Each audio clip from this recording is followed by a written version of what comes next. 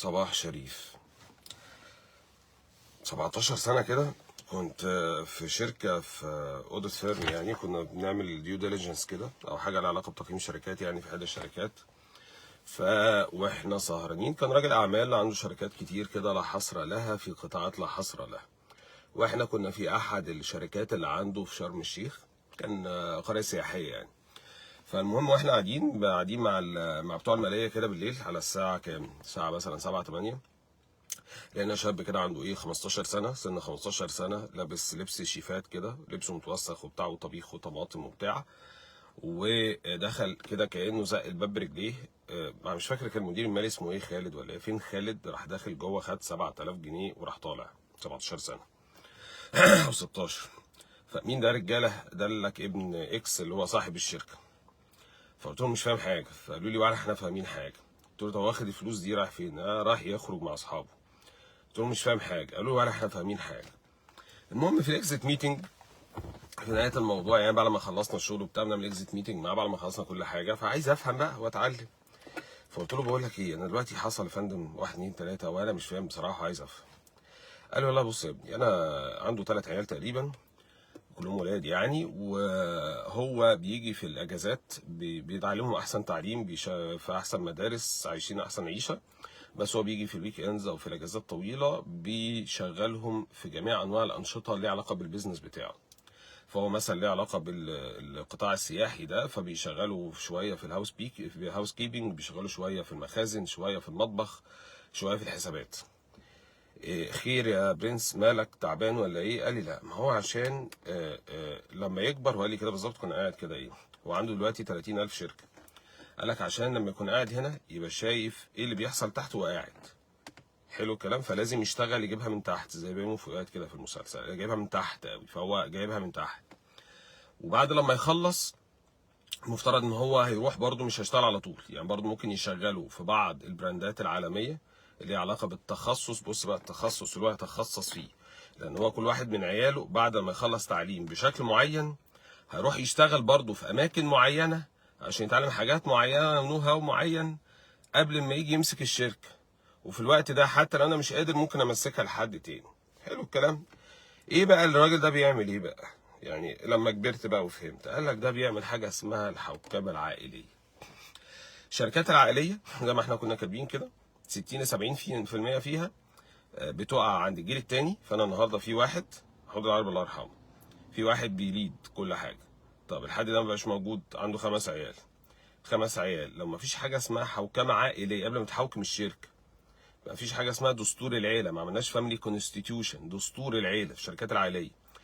لو ما عملتش دول، ال5 دول هيتخانقوا مع بعض، وخد بقى قطع ارحام، عشان زي ما قلنا كده قطع ارحام وبتاع، ما اعرفش عشان بتاع قطع، وخناقات ما بينهم وطلاق وجواز ووجع قلب كتير، بسبب ما هو ما فيش حاجه بتحكم احنا مين هيشتغل ايه، هيمسك ايه، هياخد ارباح ايه، مين في مجلس الاداره، الاداره التنفيذيه، انا عايز اكون رئيس الجمعيه العموميه والمجلس الاداره وانا اللي قعدت وانا اشتغلت وانا عملت، وكل واحد بقى ايه، خناقات. ليه؟ مش حاجه اسمها دستور عيله.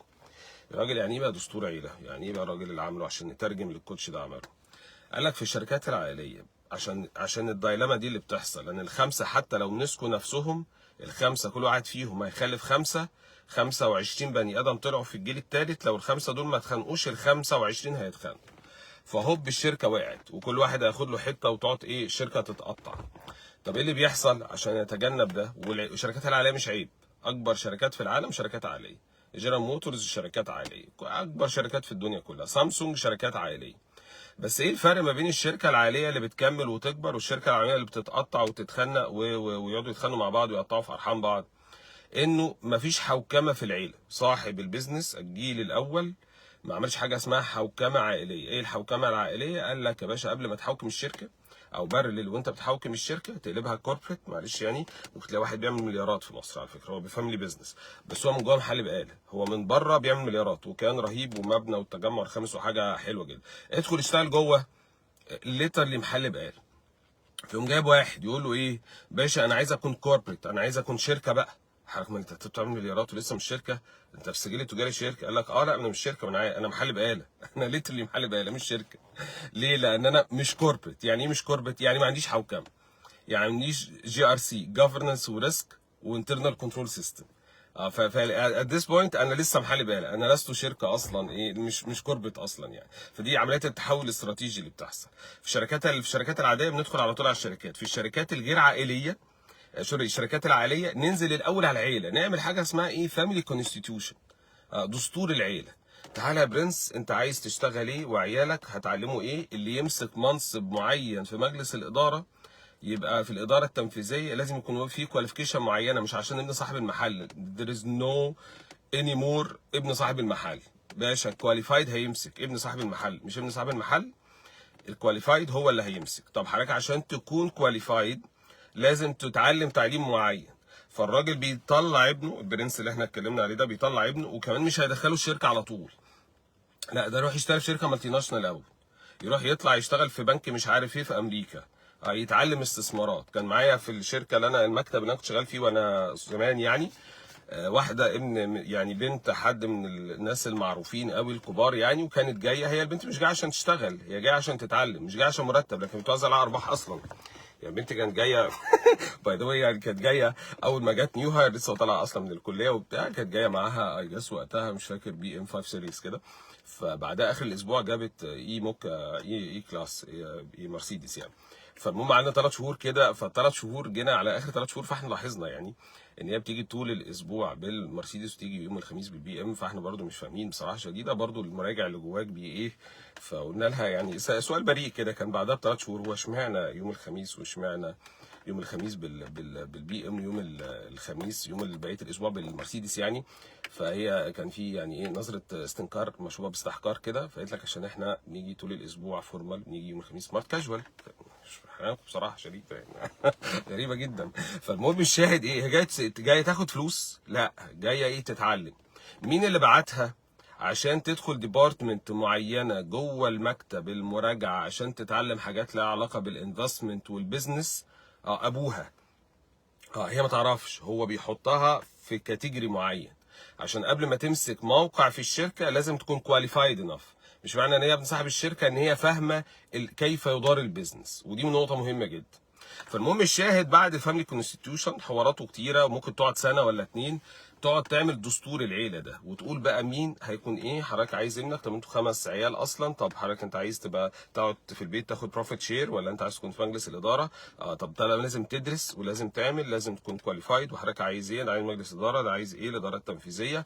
بيبقى في دستور، في وكانها كده في الشركات الستارت ابس حتى الشركات الكبيره بنبقى حاجه اسمها بارتنرشيب اجريمنت، فنكون متفقين اللي لينا واللي علينا انا وعيالي.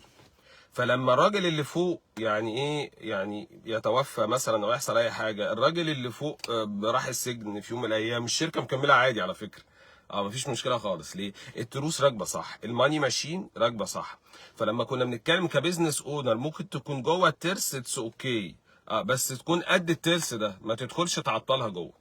بس في النهايه برضو لازم تزوم ان لما هتيجي تعمل عملك التنفيذي، وتزوم اوت لما تيجي تمانج البيزنس، ولازم تقعد تلبس التيشيرت البولو والشورت في اليخت في الجونه عشان الشغل هناك، فلوس هناك، الفلوس مش في الميتنج روم. الميتنج روم عشان ندير هذه الايه المؤسسه.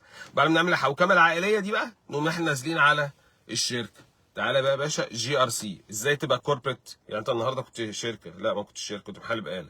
طب عايز تكون كوربريت تبقى في مالتي ناشونالز، بالمنظر من بره برضو من جوه محل بقاله، هي من جوه ما خربانه، هي فاميلي بيزنس من جوه، لان هما في 4 5 6 مسيطرين على الشركه، بيجيبوا قرايبهم برضو والدنيا ماشيه. فهي فاميلي بيزنس من بره مالتي ناشونال، من جوه ايه مالتي بس من غير ناشونال خالص.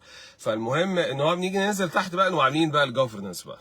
تعالى من اول، وانا هختصر ده عشان برضو ما اطولش زي كل مره. IFC البنك الدولي لما بيجي انفست في اي شركه من الشركات بيعمل حاجه اسمها كوربريت جوفرنس دياجنوستيك ريبورت.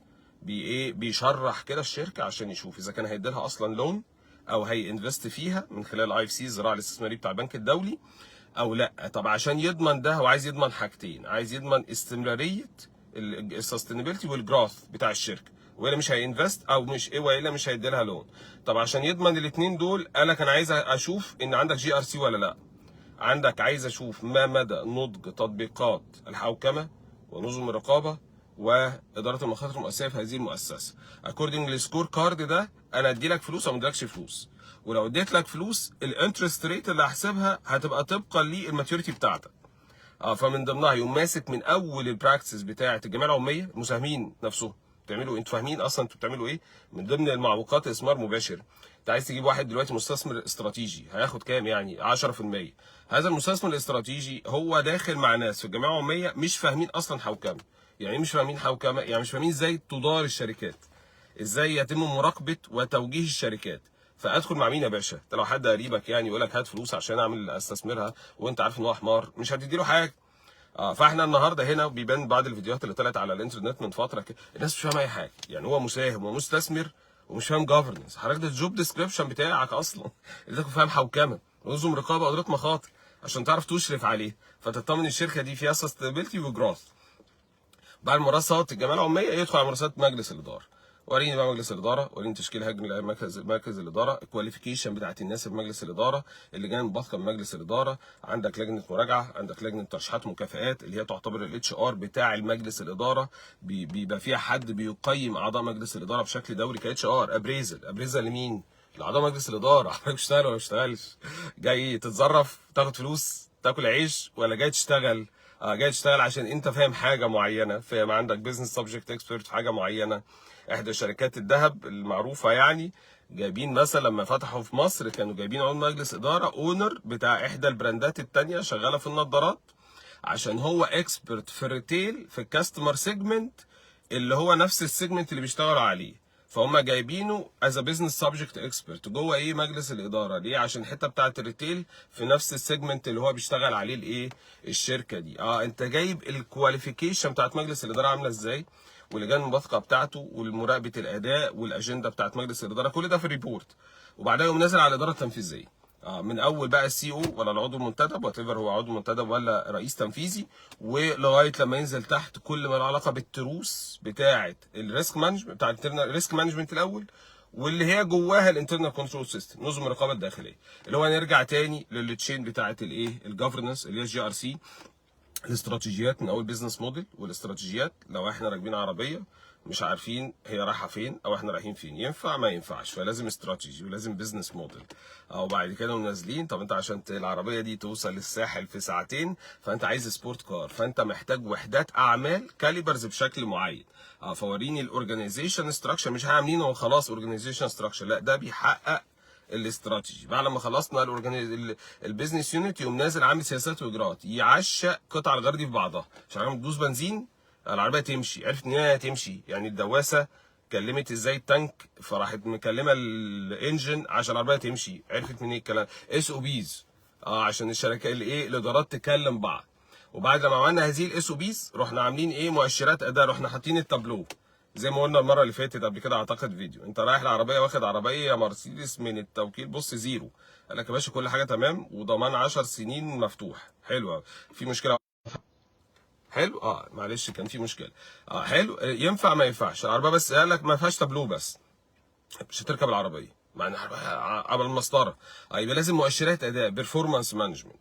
بعد البيرفورمانس مانجمنت اللمبه لما بتنور ايه اللي بيحصل؟ حضرتك بتعمل ريسك اسسمنت، الاي ار ام بقى ايه؟ كوزو اي ار ام، ناخد بقى من اول انترنال انفايرمنت واحنا ماشيين، وريسك اسسمنت، ريسبونس اكتيفيتي، كنترول اكتيفيتي، اللي هو هتنزل هتفول من العربيه من البنزينه دي ولا هتستنى قدام. لما لمبه الانجن تشيك انجن تنور، لا بص انا عارف ان في مشكله كده بس مالهاش علاقه بالانجن، انت بتعمل ايه؟ بتعمل اسسمنت وريسبونس وكنترول طبقا لايه؟ للبرفورمانس مانجمنت، الكي بي ايز اللي بتطلع اللي انت بتحط لها ريسك ابيتايد وتوليرنس، اللي هي طلعت منين؟ من الاوبريشنز اللي بتتعمل في الاس او بيز، اللي هي جت منين؟ من وحدات الاعمال البيزنس اللي موجوده، اللي هي معموله عشان تحقق ايه؟ الاوبجكتيفز بتاعت الشركه. فدي العربيه اللي ماشيه اللي حضرتك سايقها كبزنس اونر، او دي العربيه اللي انت فيها كموظف، لازم تكون عارف العربيه دي ماشيه ولا مش ماشيه. ما ينفعش تبقى راكب في العربيه ورق ومش فاهم اصلا، السواق مش عارف رايح فين، ولا معاه تابلوه، ولا في سياسات واجراءات، ولا في اداره مخاطر، وكل يوم بنعين حد مش عارفين بيشتغل ايه. فانت تعمل ايه ساعتها؟ لازم بس يا اسطى انا نازل دلوقتي عشان ما نروحش في داهيه، الشركه دي مش هتنفع، ما ينفع، انا مش انا اللي سايق بس يا باشا مش هفضل قاعد معاكم اصلا في الشركه دي، ننط على طول. فده سريعا كده اللي بيحصل من اول الجيرني بتاعت احنا لما كنا عايزين نعمل حوكمه في شركه عائليه. لازم ده يحصل. ما حصلش ده ايه اللي هيحصل؟ هيحصل حاجات من هنا بنيله، دنيا واخره. دنيا الشركه هتقع، اخره عشان قطعنا في الارحام بتاعتنا بسبب الخناقات، بسبب ان احنا ما عندناش حاجه اسمها ايه، دستور عيله او فاميلي كونستيتيوشن، فحوكمنا العيله قبل ما نحوكم الايه. مثال اخير بس كده سريعا، كان في انترنال اوديت صديقي كده هيدو في انترنال اوديت في احدى الشركات، فكانوا هم قال يعني عاملين حوكمه وجايبين انترنال اوديت وبتاع، ولما جم فالراجل ايه، جوز بنته السي او تقريبا ولا مش عارف الراجل ماسك قطاع ايه، وبنته شغاله وابوهم معاهم وهم ايه عيله ما شاء الله، فهم كانوا بيعملوا لجنه المراجعه فين؟ في الشاليه بتاع السخنه تقريبا، فهم قاعدين باربيكيو كده، يلا يا عم الانترنال اوديت ايه اخلص كده ورينا شويه حلو الملاحظه دي، وناخد معاه صباع ايه كفته ولا حاجه، فايه حوكمه. هو بص بقى هتعمل حوكمه اعملها صح الله يكرمك، يعني ايه ما تعملش حوكمه بالكفته، اعمل حوكمه مشيها صح. حتى لو انت هتدخل ناس جوه من العيله في الاداره التنفيذيه، اولا كواليفايد، معلش الساوند عامل ايه، اول حاجه كواليفايد انف، ثانيا حط عليهم الكنترول الكافي عشان تراقب مؤشرات الاداء، عشان تدير مخاطرك، عشان اخر كومبوننت في الجي ار سي كنترول اكتيفيتيز، الكنترول الاكشن، اليات اتخاذ القرار تكون معموله بشكل ايه، بشكل لطيف. صباح الفل.